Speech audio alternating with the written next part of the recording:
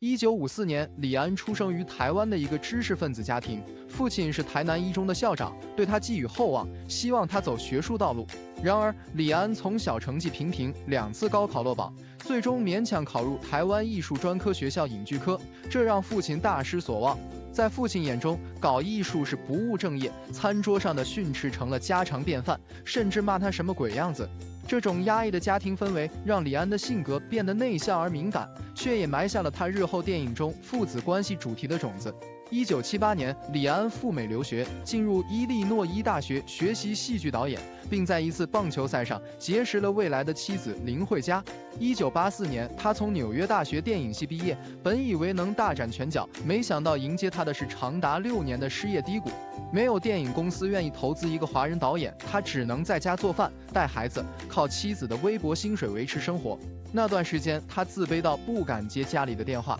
甚至被岳父当众质问：这么大的人为什么不找工作？最艰难时，他只能去剧组做杂工，看器材、扛沙袋，甚至被街头混混威胁：敢挡路就揍你。转机出现在1990年，他的剧本推手获得台湾新闻局剧本比赛大奖，并得到拍摄机会。这部讲述华人父子在美文化冲突的电影，成为他父亲3部曲的开篇，也让沉寂多年的李安终于崭露头角。随后的《喜宴》和《饮食男女》同样聚焦家庭伦理，细腻刻画了东方传统与现代价值观的碰撞，让他在国际影坛站稳脚跟。1995年，他首次挑战英语电影《理智与情感》，以东方导演的身份，精准还原了简·奥斯汀笔下的英伦风情，赢得全球赞誉。2000年，《卧虎藏龙》横空出世，这部融合武侠意境与人性挣扎的电影，成为首部北美票房破亿的外语片，并斩获奥斯卡最佳外语片。2005年，他执导的《断背山》突破社会禁忌，